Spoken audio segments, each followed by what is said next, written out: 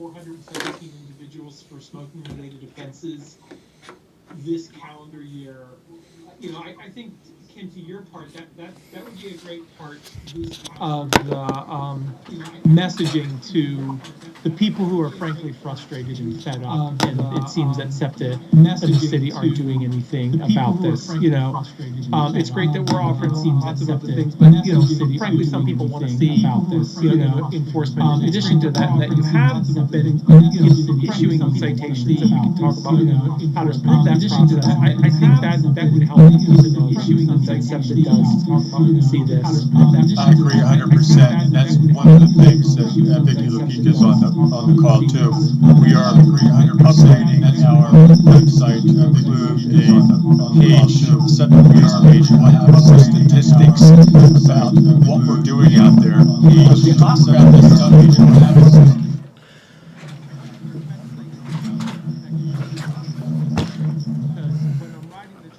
I'm not going to go to SEPTA's website to see the statistics to look it up. I'm talking about in your public messaging about the strategies here. I think it should be that you are enforcing this activity, because I might not see an officer give a citation, but I might see an advertisement saying, or a piece of public messaging saying that this is being advertised, or that this is being enforced.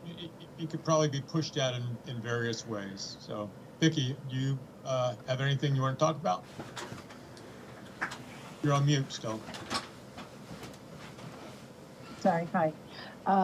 No, in addition to, and I hear your point about the website not being the place where people are going to get the information, but we are adding, what you don't see on our website now is there's going to be a new safety tab added to the top menu, and within that is going to be system safety, scope program, and transit police.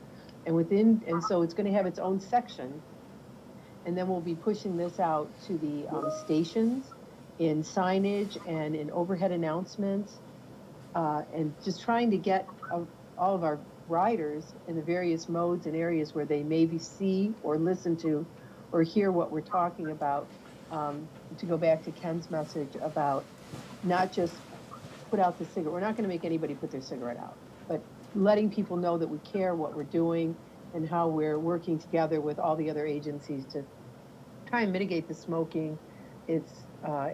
And that we are doing something about it. So it won't just be the website, but the website is now going to have a dedicated section, which it has not had before, to our reporting on many things, including the smoking. Thanks, Vicky. Welcome. There's two other working groups that have not really kicked into gear yet, and the first one is the Innovation and Research Group. That was an idea that I think has some merit, but it does require that the folks in the technical community, the tech community in Philadelphia, who have expressed interest in helping us with this, using technology to figure out how to approach this issue, they need some data from smokers. And so the idea was to have some focus groups comprised of people who smoke and smoke on SEPTA to get some information about why they do it. Like, why is that happening? Why did they not smoke before, but they now do? So we have to get that process going, and it may take a little bit of time. But once we have that data in hand, the folks out in University City think that might be an interesting project for them to sink their teeth into, in terms of using technology then to address that issue.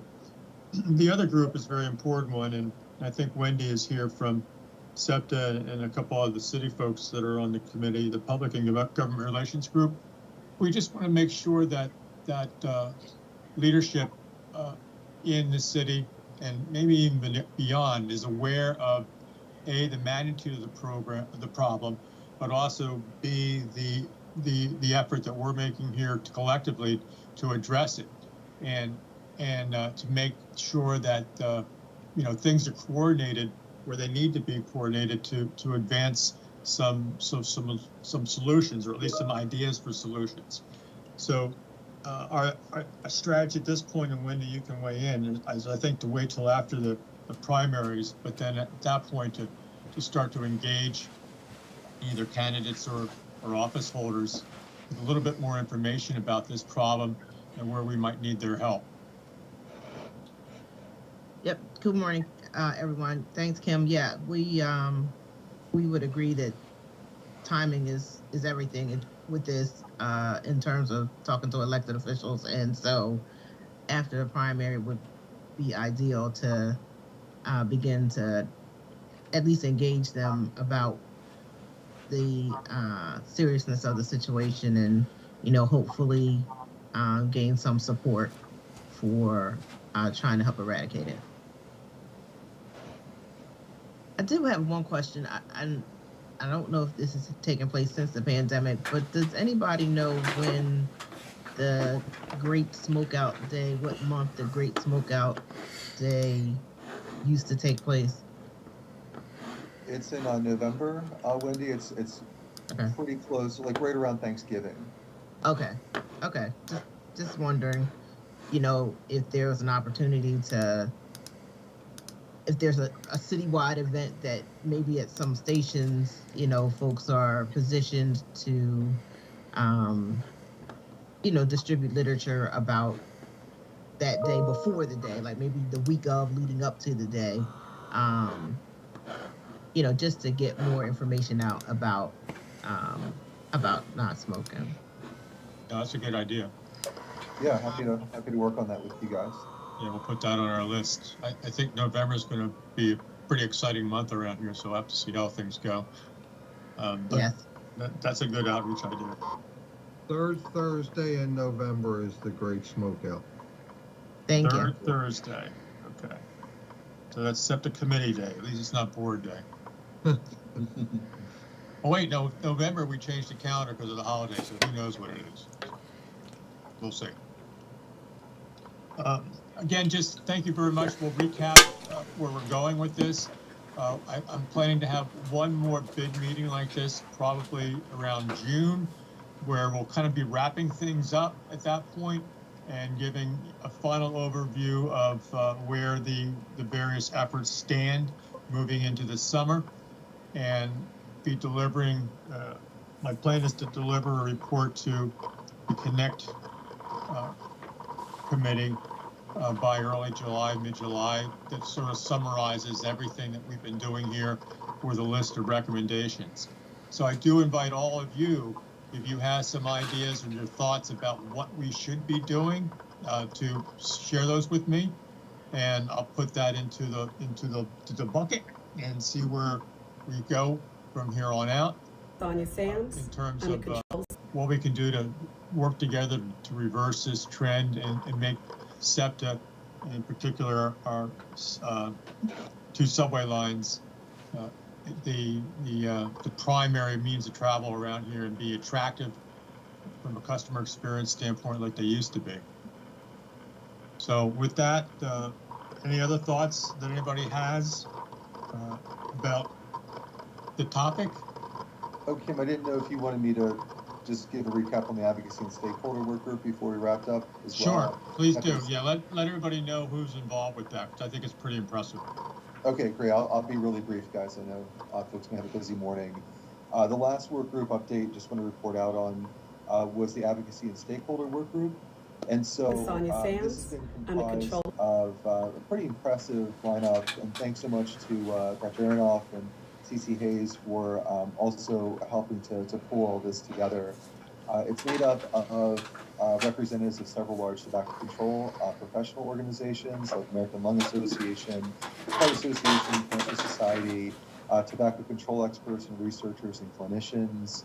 I think there's also, and forgive me if I'm not using the proper term, but sort of consumer representatives and like transit representatives from almost like advisory boards, and I don't know the proper name for some of those colleagues. Like Mr. Burrows, I know is a member of this group. Kim, how would you best characterize those participants? The transit folks?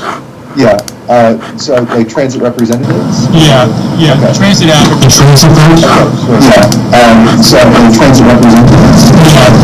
Transit advocates. So transit representatives a lot of different facets with shared interests in this issue. So what we're exploring with this group is a joint supportive statement with organizational logos and signatures for SEPTA leadership and possibly other audiences as well, expressing their shared support for SEPTA taking a multi-pronged approach to improving compliance in the system, to showing whether we're from CHOP or American Lung Association or Clean Air Council, that we are also supportive and encouraging action on this issue to create a different work and ridership experience for the public, potentially interfacing with council, but this would go through the government affairs work group that Wendy and Jessica and others are heading, knowing that some of these groups do engage in routine interaction with council members by virtue of just their organization's mission and activities. They also have extensive communication and networks that they rely on for communication around a variety of other issues that we're hoping to harness and utilize to just draw awareness to this issue among the members of the public across Philadelphia and the surrounding region that these organizations represent. And of course, we welcome any additional ideas that they may have as well. So we just had one meeting with them so far, and we're working on scheduling calls that we'll begin in May to continue that collaboration. And my final parting message to everybody here is, I know this seems a bit comical, but I believe what we're all trying to accomplish is really a normative change and a culture change that has been established for tobacco use on the system, especially during the period of COVID. And so cultures, no matter how entrenched they may seem, can always change. And there's clear examples of this, not coming from the tobacco industry changing, but from the public and various stakeholders standing up and demanding something different and something more. So the image on the left is Joe Camel, which at one time more 5-year-olds recognized than Mickey Mouse, according to peer-reviewed literature, that has been deep-sixed now for well over a generation. So if you show 20-year-olds a Joe Camel image, they have no idea what that is, which is an unbelievable public health achievement. And the other here, which is even hard to recognize as well, is a car ashtray. So this was a staple issue of every U.S. manufactured automobile for decades, but is now what you see as your change compartment. The cigarette lighter has now become a power charger. So there are clear examples in our society where a culture that would... It keeps him very busy, and he enjoys it. Abdul began displaying signs of autism spectrum disorder at 18 months. Unlike most toddlers his age, Abdul had not reached targeted goals for speech. Instead, he mimicked the sound of words, hummed tunes, pointed to the things he wanted and needed, and avoided eye contact. As new parents, it came as a surprise. Autism is not something that we knew a lot about. So you can imagine it was many challenges. That's when Elwyn came into play. Abdul made great strides in learning. From the time Abdul was diagnosed with autism, and to see him now at 26 years old and all that he has accomplished is truly amazing. While awareness of autism has increased in recent years,